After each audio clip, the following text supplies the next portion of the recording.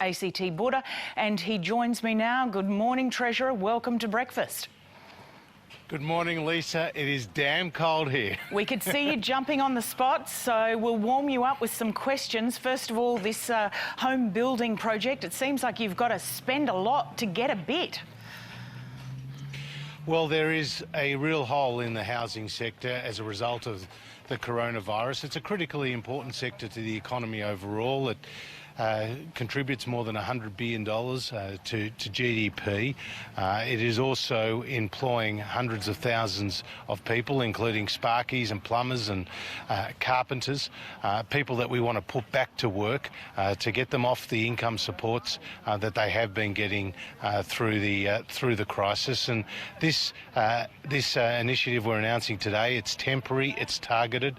People have to meet the income test. They have to earn less than $125,000 a year if they're a single, or $200,000 if they're a couple, and that they are going to engage in a new build of up to $750,000 or a renovation of more than $150,000. And we'll work through the existing state systems, and it will complement existing state programs that are supporting already first home buyers. So it's going to cost, what, about $690 million? Could it go over, as we've seen with so many of these projects? It is a demand-driven program, but we're expecting between 25 and 30,000 new builds or significant renovations, and it's temporary. It's going to run till the end of the year from the day of announcement, namely right now, and that's going to be important to fill that void we see in the economy as a result of the pandemic. Treasurer, after almost 30 years, is the R word a bit hard for you to say? It's always hard to say, but we did see a contraction in the March quarter of 0.3%. This was a function of the economic consequences of the health restrictions that we had to put in place. Lisa, in this month, in the month of March, but also in the March quarter more broadly, we did see the restrictions come into place. We did see the travel ban start from the 1st of February with China. We saw a significant impact on consumption, a big fall in people using cafes and restaurants and travelling on transport and booking hotels. That was reflected in the biggest drop in consumption in 34 years. And on top of that, we had the fires as well. And it's going to get worse. I mean, we are worse. in recession, even though you are studiously avoiding saying that word yourself. Well, I did say that yesterday because the advice to me is that the June quarter will be significantly worse than the 0.3% contraction we saw in the March quarter.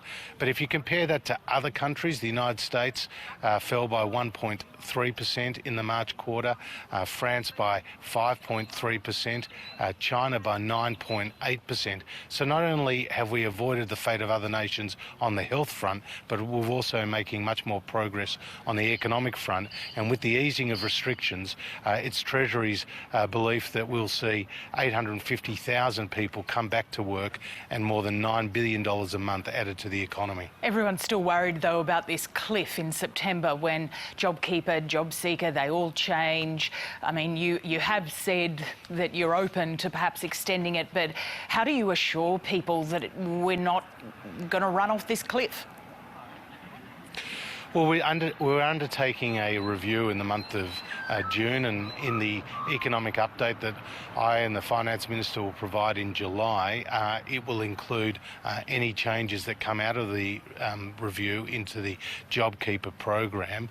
But we do recognise that some industries, some sectors will recover more slowly than others, and that will be a function of the restrictions that may need to stay in place because of the threat from the coronavirus. I'm talking particularly about the tourism sector and the impact of the international borders being closed. But we are responding. We're looking at the arts sector and a package of measures building on what we've already announced there already.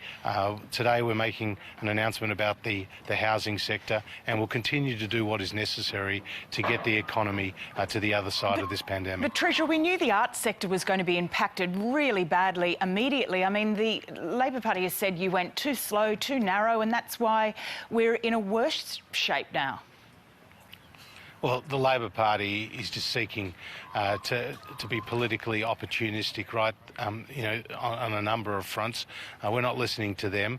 What we're doing is consulting with key stakeholders. We've already announced a $27 million package for the arts sector, including support for Indigenous arts organisations, regional arts organisations. A group called Support Act received $10 million, providing support to financially cash-strapped artists. And we also know that the JobKeeper program is providing really good support to a number of art organisations throughout the country, whether they're